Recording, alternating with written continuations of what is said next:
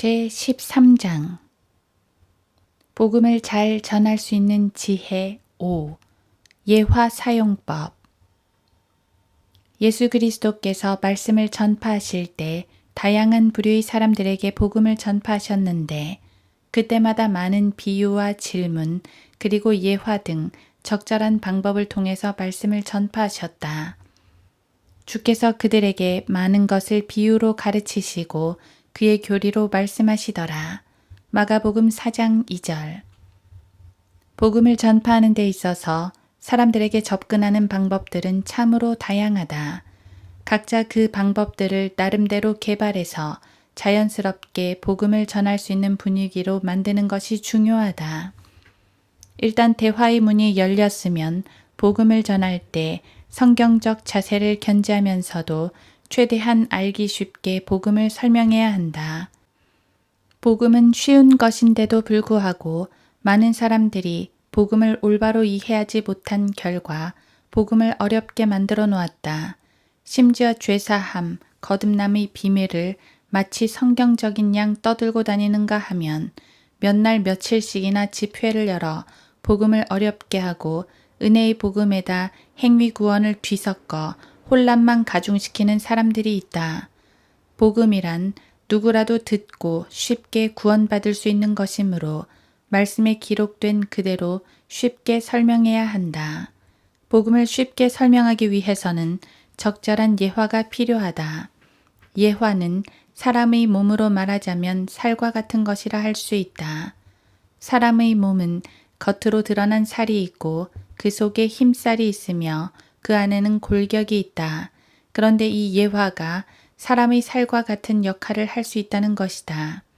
예화를 통해서 그 사람이 가지고 있는 생각에 접근하고 설명하고자 하는 내용을 TV나 기타 다른 영상물을 보듯이 영상화시키는 역할을 하기에 깨닫는 데 도움을 줄 수 있다. 그리고 하나님의 말씀을 통해서 그가 주님을 만나도록 인도할 수 있다. 물론 우리의 무기는 성령의 칼, 곧 하나님의 말씀이지만 전투 중에 여러 가지 크고 작은 무기를 사용하듯이 적시적소의 예화를 사용해서 상대방으로 하여금 쉽게 깨닫게 할 수 있다. 하나님의 사랑, 죄 용서함, 믿음 등을 설명할 때 예화들을 잘 준비해서 사용하면 효과가 있다. 다음의 예화들은 구령자들이나 설교자들이 많이 사용하는 유명한 예화들이다. 모두 다 아는 내용이지만 이것을 어떻게 사용하느냐에 따라서 결과는 달라질 수 있다. 철로지기. 철로지기에 관한 예화를 통해서 피전도자에게 하나님의 사랑을 전할 수 있다. 어느 역전에 근무하는 철로지기가 레일을 점검하다가 레일이 심각하게 잘못된 것을 발견하게 되었다.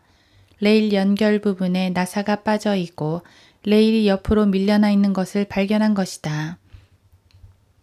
그런데 그곳은 커브길이고 조금만 벗어나면 강이 흐르고 있는 다리가 있다.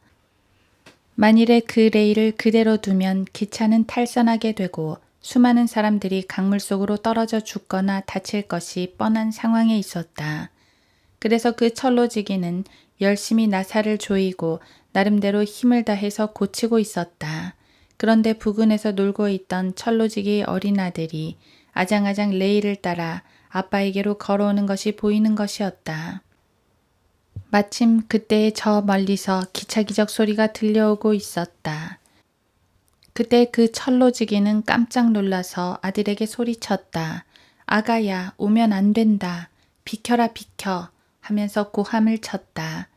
그러나 아무것도 모르는 아들은 아빠를 발견하자마자 더욱더 빨리 아빠를 향해 두 손을 들고 달려오고 있었다. 기차는 그 아이 뒤에서 기적을 울리며 칙칙폭폭 칙칙폭폭 하면서 힘차게 달려오고 있었다.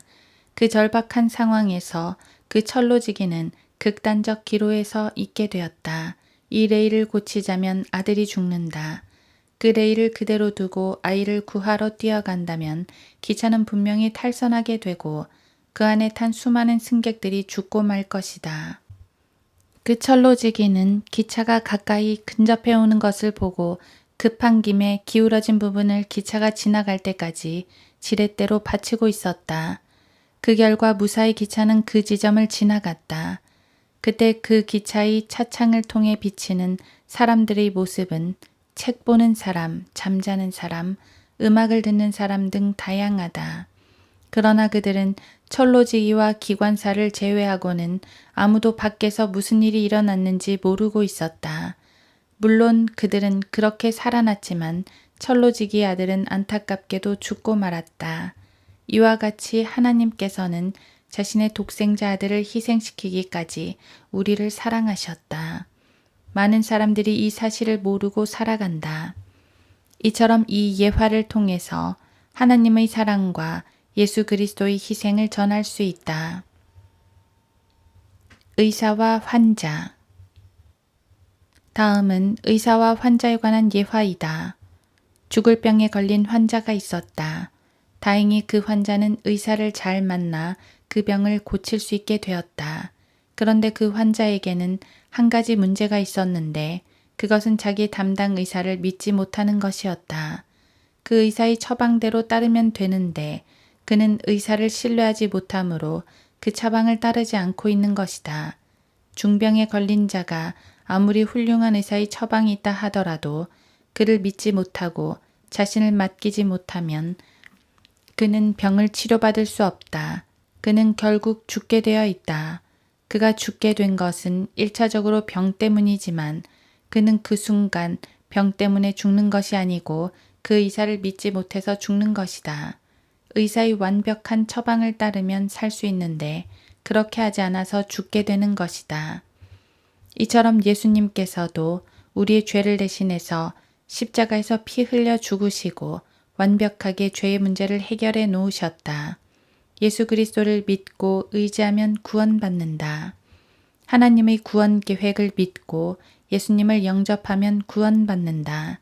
이 예화를 통해서 의심하는 사람들에게 자신의 피로 죄인들의 죄의 문제를 완벽하게 해결해 놓으신 예수님을 전할 수 있다.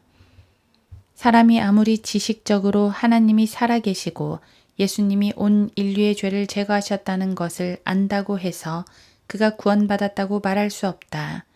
지적인 동의가 곧 구원이 될 수 없는 것이다. 그러므로 주님 앞에 겸손히 나와서 주님이 이루어 놓으신 대속의 사역을 믿고 맡길 때 구원받는다.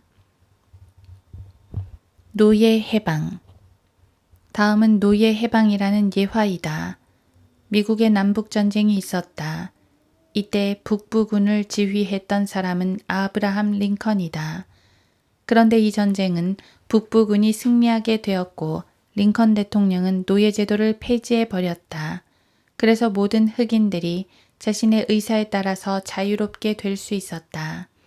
어느 날 남부 시골에 있는 작은 마을에서 있었던 일이다. 목화 농장에서 일하던 한 노예가 노예 해방 선포에 의해서 자유의 몸이 되었다. 그가 하루는 옷을 잘 차려입고 중절모를 쓰고 이웃 동네에 놀러 갔다. 그런데 그곳에서는 아직도 흑인들이 쇠사슬을 차고 목화밭에서 열심히 일을 하고 있는 것이었다. 그때 이 흑인 청년이 열심히 일하는 흑인들에게 여러분, 이제 우리는 더 이상 노예가 아니다. 우리는 자유인이 되었다. 당장 그만두고 나오라. 라고 소리쳤다. 그러자 그 노예들이 조용히 하라고 쉬쉬하면서 우리가 더 이상 노예가 아니라니 무슨 말이냐. 우리 주인님이 들으시면 우리는 큰일 난다. 우리 할아버지, 우리 아버지, 우리도 이때까지 노예로 살고 있는데 노예가 아니라니 무슨 말이냐. 빨리 가서 너도 일이나 해라. 그래야 죽지 않는다. 이렇게 말하는 것이었다. 그러자 그 청년이 하는 말이 아니다. 아브라함 링컨이라는 사람이 대통령인데 노예 제도를 없애버렸다. 그러니 빨리 자유를 찾아라고 했다. 그러자 저놈 봐라. 저놈이 돌았어. 빨리 가라, 가 하고 호통을 치는 것이었다. 사실 이 노예들은 더 이상 노예가 아니다. 이미 노예 제도는 없어졌기 때문이다. 그런데 그들은 왜 그처럼 노예로서 계속 일을 할까? 그들은 노예 해방 사실을 모르기 때문이다.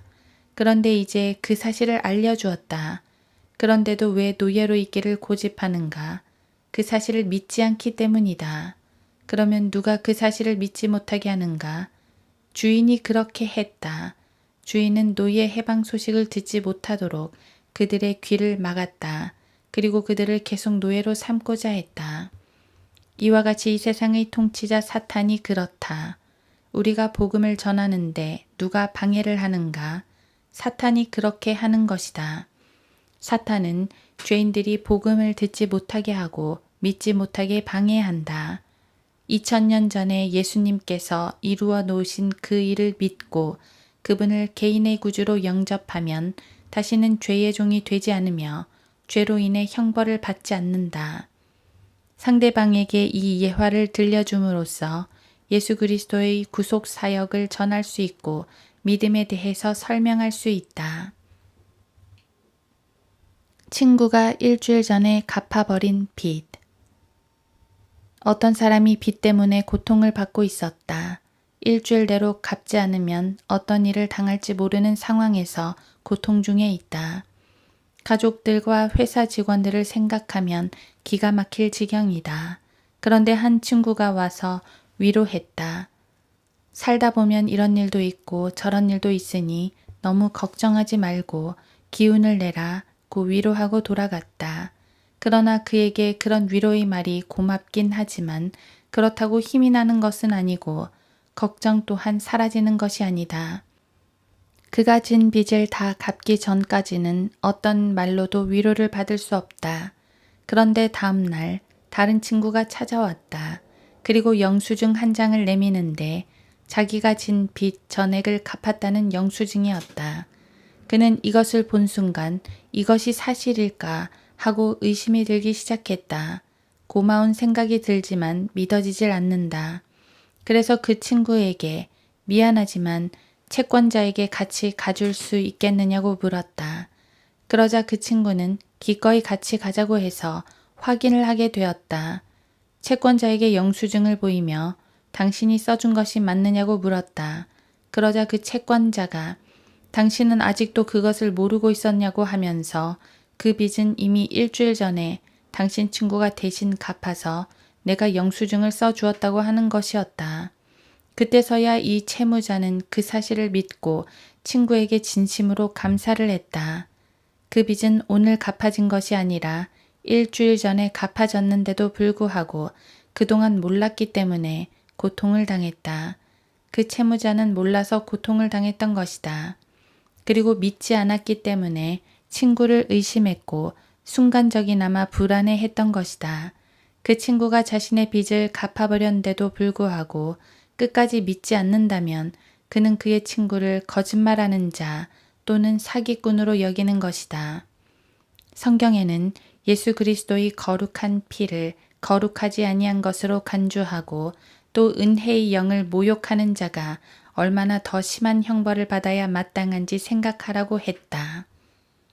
예수님께서는 우리를 위해서 돌아가셨는데도 불구하고 믿지 않는 자들의 받을 형벌을 생각하고 예수 그리스도를 영접하십시오 라고 하면서 믿음에 대해서 설명할 수 있다. TV 방영.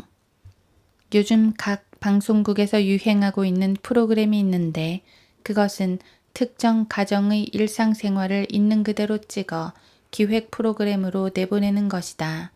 그런데 만일 우리의 일상생활과 우리의 마음속에서 일어나는 일들을 낱낱이 있는 그대로 TV를 통해 전 세계로 위성 중계를 하겠다고 한다면 과연 몇 사람이나 동의할 수 있을 것인가?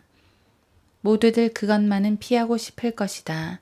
각자 사람들의 마음속에서 일어나는 미움, 시기, 질투, 욕심, 거짓, 음란 등 이와 같은 것들이 숨김없이 방송을 통해 알려진다면 사람들은 고개를 들고 다닐 수가 없을 것이다. 그러나 다행히도 사람들이 품고 있는 불의한 생각이나 마음들은 그 사람이 말을 하거나 드러내지 않는 이상 다른 사람들이 알 수가 없다. 그러나 전지전능하시고 엄유하신 하나님께서는 인간들의 모든 것을 다 아신다. 하나님께서는 성경을 통해서 너희 목구멍은 열린 무덤이요 라고 선언하신다. 무덤에는 시체가 있고 그 시체가 썩는 냄새로 진동한다. 이처럼 사람의 마음속에는 사람마다 정도의 차이만 있을 뿐 더럽고 냄새나는 것과 불의한 것들이 얼마나 많은지 감히 하나님 앞에서 고개를 들지도 못할 지경이다. 그렇게 더러운 것들이 화가 난 사람들의 입을 통해서 여과 없이 쏟아져 나오는 것을 볼 수 있다. 우리 인간들의 모습은 마치 유리컵에 담긴 흙탕물과 같은 상태에 있다. 컵 속에 있는 흙탕물은 그 흙이 조용히 가라앉으면 컵 속에서 맑은 물로 변한다. 그러다가 젓가락으로 그 물을 단 1초만이라도 휘저으면 금방 그 물은 도로 흙탕물로 변하고 만다. 이와 같은 상태가 바로 사람들의 마음 상태이다. 사람들은 겉으로 보기에는 그 사람이 선한 사람인지 악한 사람인지 잘 분간하기 어렵다. 그러나 결정적일 때 그 사람의 정체가 드러나기 마련이다. 자신이 무시를 당하거나 불이익을 당할 때 자신도 모르게 분노가 치밀어 오른다. 마치 컵 속의 흙탕물이 그대로 올라오듯이 사람 속에 있는 분노가 순식간에 올라오는 것이 사람이 가지고 있는 본성이다. 사람들의 기본적인 심리는 좋은 일에 칭찬하는 것보다는 나쁜 일에 대해서 아우성치는 일에 더 익숙한 것을 볼 수 있다. 우리가 언론 매체를 통해서 듣는 뉴스의 대부분이 부정적인 소식들임을 잘 알 수 있다. 도둑질하고 죽이고 사기치고 질투하고 시기하고 미워하고 정죄하는 등의 내용들로 꽉 차 있다고 해도 과언이 아니다. 이러한 현상들을 통해서 볼 때 자신이 죄인이라는 사실을 부인할 수 없음을 깨닫게 되는 것이다. 마음속에 꼭꼭 숨겨둔 죄들이 하나님 앞에서 낱낱이 드러난다는 사실을 알 때 그는 두려워하게 된다. 그래서 자신에게 죄인을 구원하실 수 있는 구주가 필요하다는 사실을 인식할 수 있게 된다. 영생을 얻기 위한 인간의 노력. 인간은 동물과 달리 진리를 추구한다. 수많은 사람들이 진리를 찾고자 노력해왔고 지금도 찾고 있다. 진리는 영생과 직결된 문제인데 이것은 사람으로부터 나온 것이 아니기에 인간의 노력과는 상관이 없다. 모든 종교는 인간으로부터 온 것이다. 그러나 복음은 진리, 곧 하나님으로부터 온 것이다. 이 세상에는 수많은 종교가 있는데 만일에 그중 하나가 진리라고 한다면 그 누가 진리를 찾을 수 있겠는가? 진리는 하나인데 이 세상의 종교를 다 경험해 보고 나서야 어느 특정 종교를 들어서 이것이 진리다 라고 할 수 없다는 것이다. 왜냐하면 진리는 하나인데 그 많은 종교를 다 경험해 볼 수 없기 때문이다. 그렇다면 어떻게 발견할 수 있는가? 진리는 내 곁에 가장 가까이 있어야 하고 진리는 나를 나보다 더 잘 알아야 한다. 나는 어디서 와서 어디로 가는지 모르지만 진리는 내가 어디서 와서 어디로 가는지를 알아야 한다. 그렇다면 우리에게 있어서 무엇이 진리인가? 그것은 바로 우리의 모든 것을 아시고 우리를 먼저 찾아오신 예수 그리스도가 진리이다. 예수 그리스도의 오심은 하나님으로부터 비롯된 것이지 사람으로 비롯된 것이 아니다. 우리를 창조하신 창조주께서 우리를 가장 잘 아시고 우리를 구원하러 오셔서 우리에게 영원한 생명을 선물로 주신 것이다. 죄인이 구원받을 만한 다른 이름은 하나님께서 주신 적이 없다. 진리는 하나라고 말하면 많은 사람들이 그것은 기독교의 독단이라고 반박한다. 그러나 절대 진리가 하나인 것은 변함이 없다. 어느 누군가가 당신의 아버지는 둘이지요? 라고 묻는다면 당장에 화를 낼 것이다. 자신을 태어나게 한 아버지가 하나이듯이 절대 진리도 하나인 것이다. 이것은 기독교의 독단이 아니라 사실일 뿐이다. 고려자기. 아직 말을 하지 못하는 어린아이가 큰 소리로 울고 있다. 그의 어머니가 깜짝 놀라 왜 우는지 살펴보니 고려자기 주둥이에 손을 넣고 그것이 빠지지 않자 우는 것이다. 그런데 자세히 보니 아이가 주먹을 쥐고 있어서 손을 뺄 수가 없었던 것이다. 그래서 그 아이에게 손을 펴면 손이 빠질 테니 빨리 손을 펴라고 말했다. 그러나 아이는 말을 듣지 않고 더 울기만 한다. 그래서 그 아이를 때리면서 손을 펴라고 소리를 질렀다. 그러나 그 아이는 오히려 펄펄 뛰면서 울기만 한다. 그래서 이전은 작전을 바꿔서 아이에게 간지럼을 태웠다. 그럼에도 불구하고 아이는 떼굴떼굴 구르면서도 주먹을 더욱더 힘껏 쥐고 울어댄다. 할 수 없이 어머니는 아깝지만 망치로 고려자기를 깨고 아이의 손을 펴봤더니 그 아이의 손에는 겨우 10원짜리 동전 하나가 쥐어져 있는 것이었다. 엄마는 어처구니가 없었다. 그 10원짜리 동전 한 개 때문에 얻어맞고 결국에는 고려자기까지 깨야 하는 어려움을 겪은 것이다. 그 아이가 매를 맞거나 고려자기를 깨기 전에 손을 폈더라면 매도 안 맞고 고려자기도 깨지지 않았을 것이다. 사람들은 예수 그리스도를 믿으면 무엇인가를 잃는 줄 안다. 그러나 결코 그렇지 않다는 사실을 알게 된다. 이 세상의 신인 마귀가 그렇게 사람들을 꽉 붙잡고 놓아주지 않는다.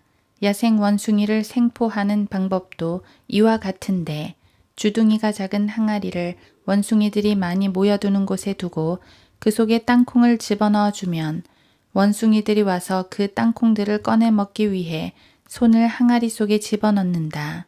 이때 원숭이 사냥꾼이 다가가는데도 그 원숭이는 항아리 속에서 손을 빼지 못한다.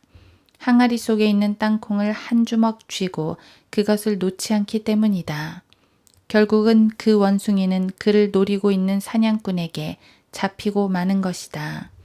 이처럼 세상 사람들은 이 세상 일에 집착한 나머지 버릴 줄 모르고 움켜잡으려고만 하면서 영생을 거절한다. 이 얼마나 어리석은 일인가.